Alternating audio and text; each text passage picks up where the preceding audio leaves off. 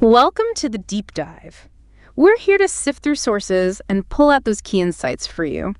Today, we're jumping into a question I think many of us have thought about. Maybe you've even had this chat with a friend. Picture this. A couple of medical college friends talking, exercise comes up. One says, yeah, we should really hit the gym, get some structured workouts in. But the other one, well, they lean back and say something like, honestly, I think my life's pretty active already. I do all the chores, laundry, sweeping, mopping. I'm always moving. Do I really need a gym, Harold? It's a common thought, right? And it leads us straight to today's core question for this deep dive. Is that kind of active lifestyle built on everyday stuff really enough for our deeper fitness needs? Or is there a real difference between just being busy and being truly fit? So our mission today is to unpack what active actually means, look at why intentional movement might matter more than we think, and help you find your own health sweet spot. And we're drawing these insights from Dr. Sarbjit Singh, who's the medical director and chief eye surgeon at Dr. Shamshir Singh Eye Hospital. Ready to dig in? Yeah, it's a great question because it touches on something really fundamental about how we view activity. And let's be clear up front. An active lifestyle, doing chores, moving around, it's definitely absolutely better than being sedentary, no question. Any movement, mopping, gardening, even chasing after kids, it burns calories, it keeps your joints lubricated. This all falls under something called NEAT. That's non-exercise activity thermogenesis. Basically, it's all the energy you use doing everything except sleeping, eating, or like formal exercise. Yeah. Really does support a baseline level of health. Okay, neat. So it's good. It keeps us moving, which is important. But is there a catch? If it covers so much daily activity, what might our friend who relies on chores still be missing out on? That really is the crucial point. NEAT is valuable, yes, for general movement, for burning some calories, but it doesn't necessarily challenge your cardiovascular system enough or build muscle strength progressively. Not in the way structured intentional exercise does. That's the key difference. Chores keep you moving, sure, but often without the specific intensity or the duration or that progressive overload you need for deeper fitness gains. I see. So there are actual benchmarks, specific goals we should aim for if we're talking about, real fitness, like those WHO recommendations. Precisely. The World Health Organization gives us pretty clear guidelines. Adults should aim for at least 150 minutes of moderate aerobic activity each week. Think brisk walking, maybe cycling, or 75 minutes of vigorous activity like running. And that's plus muscle strengthening exercises at least twice a week. Okay, 150 moderate or 75 vigorous plus strength twice a week. And this is where the household chores. They probably don't cut it most of the time. Generally, no. I mean, unless you're doing them at a really high intensity for a long time. Dr. Singh actually used the phrase military-style scrubbing, which gives you an idea. Most chores are kind of stop and go, right? The intensity varies. They're usually not sustained enough to really get your heart rate up consistently or build significant muscle. That makes sense, puts it in perspective. So those dedicated workouts, brisk walking, maybe some resistance training, yoga, they're doing something fundamentally different for the body. What are those specific benefits we get from intentional exercise that we just don't get from, say, vacuuming? Yeah, the benefits are quite specific and honestly, pretty profound. Intentional workouts target your body's core systems. It's easy to think movement is movement, but dedicated exercise hits your cardiovascular endurance in a way chores usually can't.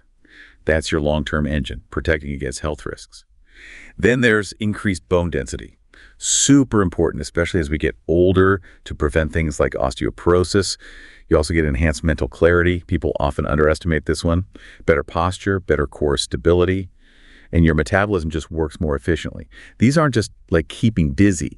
These are active upgrades to your body's systems. And it's more than just the physical mechanics too, isn't it? There's a mental side. I remember being super busy one week, running errands, doing tons of stuff around the house. I felt active, definitely tired, but I didn't get that same feeling, that mental reset that I get from going for a prop run or even just doing some quiet stretches. Is there something unique there? You've absolutely nailed a key point. Can you really get the same emotional or mental reward from chores? It's tough. When you're doing chores, your mind is often juggling things, right? Planning the next task, maybe feeling a bit stressed about getting it all done. It's very different from, say, the focus you get during a walk in nature where your mind can just wander, or the empowerment from pushing yourself in a spin class, or even just those few minutes of quiet stretching at sunrise. That feels like, well, a deliberate act of self-care. Structured exercise often creates this unique space. There's a rhythm, maybe some discipline involved, a mental clearing that's just hard to replicate in the middle of, as you said, the floor flurry of household chores, that often feels more like an obligation. Okay. So it's not really an either-or situation then. It sounds like we shouldn't tell our friend to stop doing chores.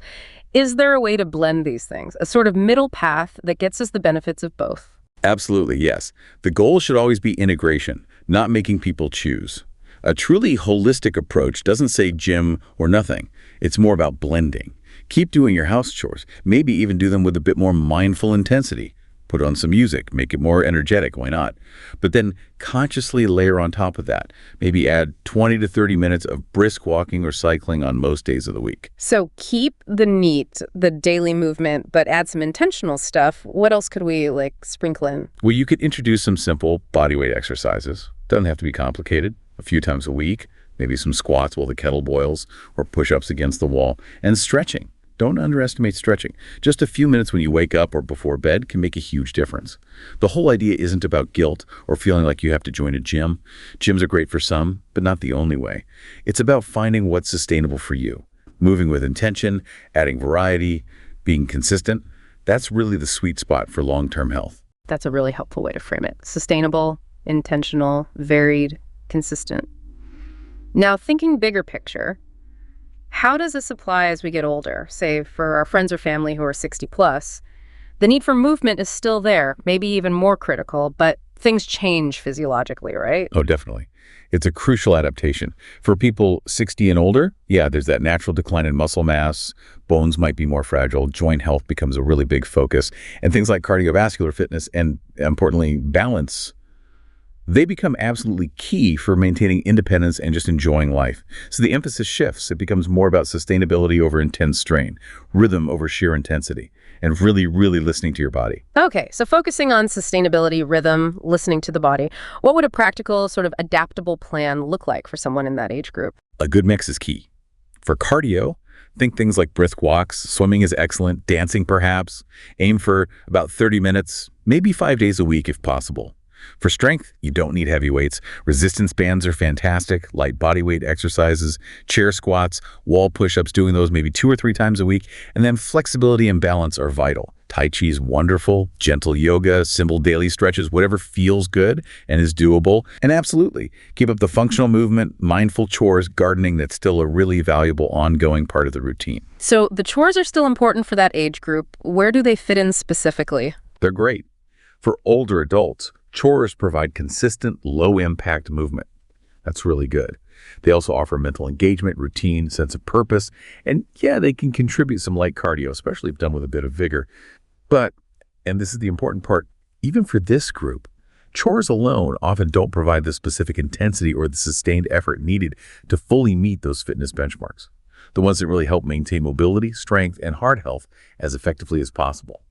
So think of chores as a fantastic foundation, but usually not the whole building. And actually, on that note, Dr. Singh recommended a book by Dr. Ayla Sood called Aging Gracefully.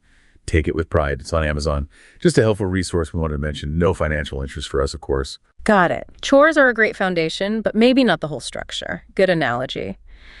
So wrapping this deep dive up then, the main takeaway seems to be, don't ditch the active life. Don't stop doing the chores. That movement is valuable baseline stuff. But maybe think of it as the baseline. To really tap into those deeper fitness benefits, physical and mental, consider layering in some intentional movement. Could be a jog, could be holding a plank, could be dancing around the living room, maybe some resistance training. The key is adding something mindful, varied, and consistent. Exactly. And maybe the thought to leave everyone with is this. How will your body, maybe your future self, thank you for placing movement with intention? It doesn't have to be huge changes. What small, consistent step could you maybe integrate into your routine, starting even today? Just something to think about.